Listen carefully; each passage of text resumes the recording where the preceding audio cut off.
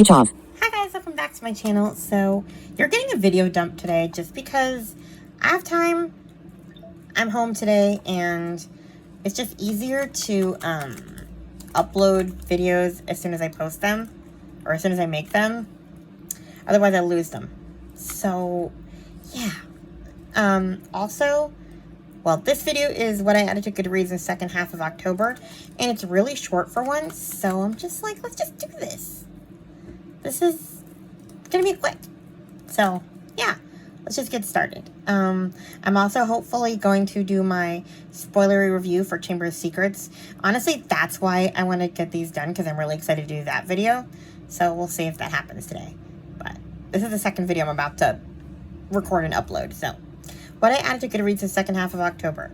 First book is The Girl Who Risked It All. This is the Emerald Sisters series book number 3 by Kate Hewitt. I haven't read any of these because I wanted to read them in order because they look like they have cliffhangers. There's one more coming out. I'm not sure when, but I'm going to wait for the whole series to read them all. But can't talk about that anyway. Then we have A Woman's Place by Lynn Austen. Actually, I think most of these are from Chloe. From Always Booked, including this one. This is an older one, though.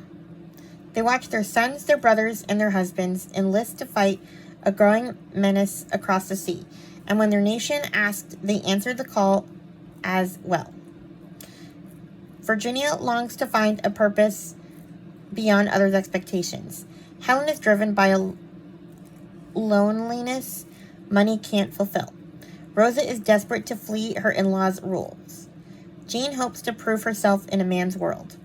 Under the storm clouds of destruction that threatened America during the early 1940s, this unlikely gathering of women will experience life in sometimes startling new ways as their beliefs are challenged and they struggle toward a new understanding of what love and sacrifice truly mean.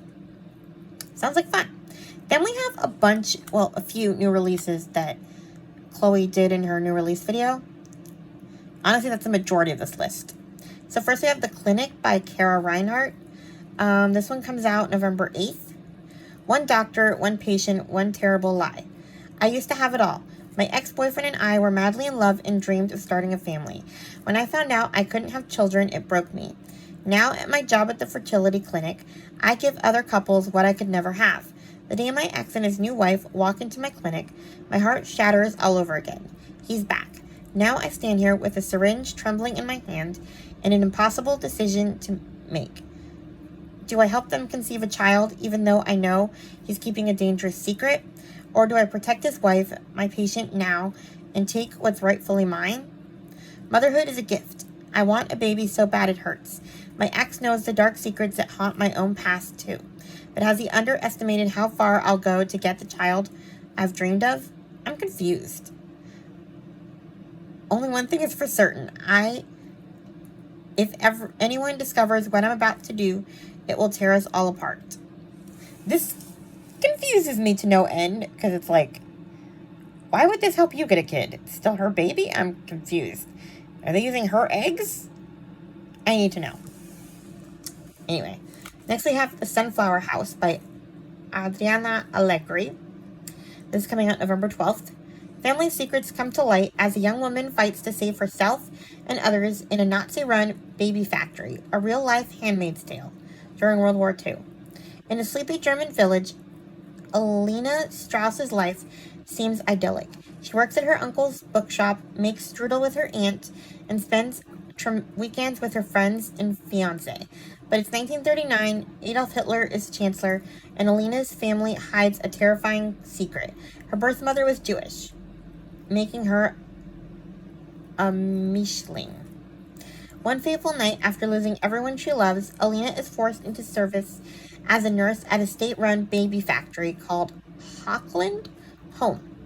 There she becomes both witness and participant to the horrors of Heinrich Himmler's ruthless eugenics program.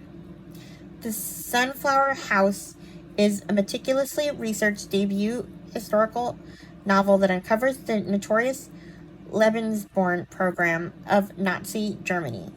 Women of quote-unquote pure blood stayed in Lebensborn homes for the sole purpose of perpetuating the Aryan population, giving birth to thousands of babies who were adopted out to quote-unquote good Nazi families. Alina must keep her Jewish identity a secret in order to survive, but when she discovers the neglect occurring within the home, she is determined not only to save herself, but also the children in her care. I'm in. Then we have What the Nanny Saw by Kara Ruda. This is coming out November 13th. This title makes me think of Christine from Sister Wives. What does the nanny do? Yeah, you probably don't get the joke, but anyway. I keep all her secrets. She thinks she can trust me. Cecilia has it all. The house on the beach, the cute figure, the beautiful baby. But she's a long way from perfect. She's let me into her gorgeous house as her nanny because she's on her own. She needs a little help with her baby daughter, Peyton. She barely notices me, but I see everything. While Peyton naps, I rifle through her drawers and discover the stark secrets in her past, the threatening letter from her ex-husband. It's a shame that Cecilia doesn't have my powers of observation. If she took some time, she might just recognize me. I've been following her for a while, after all. If she knew who I was, then I don't think I'd be so invisible. And she wouldn't be so surprised one morning when little Peyton's cot is found empty. Dun dun dun. I need to know. Next we have The Unexpected by Ellen Wiles. I don't even know when this is released. This is supposedly a November release, but according to Goodreads, this is coming out in January 2025. And yet, on Audible, it comes out in November. So I don't know what's happening. Well, either way, it's coming out in November on Audible, so if I get it early, good for me. Robin and Cassie have been best friends since childhood when their families fractured. Now in their mid-30s, they are keen to have children themselves, but each faces daunting obstacles. In stepping up to support each other, they begin to negotiate unconventional routes toward motherhood, challenging assumptions about normal family relationships along the way. I don't know what that means, but I want to know. Then we're going to old books. Lovely War by Julia Barry. I heard about this one from Bookish Blonde. It's 1917, and World War I is at its zenith when Hazel and James first catch sight of each other at a London party. She's a shy, talented pianist. He's a newly minted soldier with dreams of becoming an architect. When they fall in love, it's immediate and deep, and cut short when James is shipped off to the killing fields. Aubrey Edwards is also headed toward the trenches. A gifted musician who's played in Carnegie Hall, he's a member of the 15th New York Infantry, an all-African-American regiment being sent to Europe to help end the Great War. Love is the last thing on his mind, but that's before he meets Colette Fournier, a Belgian, I cannot pronounce this word, Chanteuse, who's already survived unspeakable tragedy at the hands of the Germans. 30 years after these four lovers' fates collide, the Greek goddess Aphrodite tells their stories to her husband Hephaestus and her lover Ares in a luxe Manhattan hotel room at the height of World War II. She seeks to answer the age-old question, why are love and war eternally drawn to one another? But her quest for a conclusion that will satisfy her jealous husband uncovers a multi-threaded tale of prejudice, trauma, and music, and reveals that war is no match for the power of love. I don't know what that means, but alright. Then we have The Pumpkin Princess and the Forever Knight by Stephen Banbury.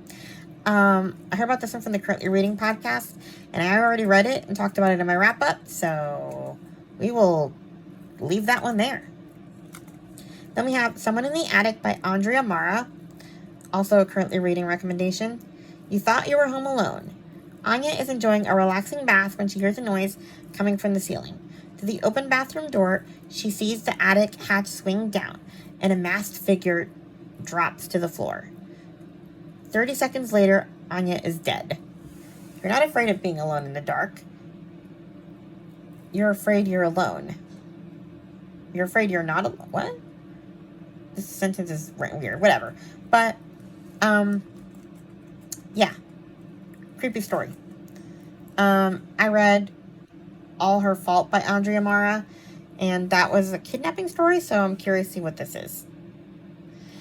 Then we have The Baby on the Doorstep by Sharon Elise. I heard about this one from All Things Booked. I forget your name. Sorry, I'll tag you. Anyway, this one's interesting because it's only available on audio, and it's narrated by a robot voice. And weirdly enough, it sounds pretty normal, the speech. I heard a sample, so I'm going to read it. All Amaya wants for Christmas is her own bouncing bundle of joy. In the midst of a lengthy battle with infertility, Amaya awakens one winter morning to find an abandoned baby on her doorstep. Just when she thinks the baby is a hidden blessing in answer to her prayers, Amaya will discover that the child's true identity unveils many hidden secrets.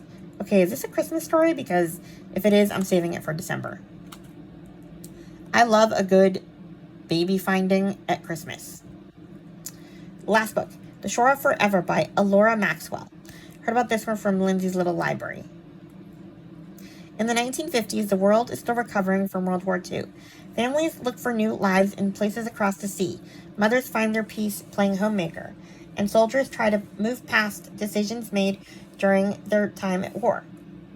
Among those searching for second chance are Eloisa Nicoletti, Adeline Darbon, and Arden Lund, whose paths converge in the middle of the Atlantic on July 25th, 1956, in the aftermath of the sinking of the SS Andrea Doria.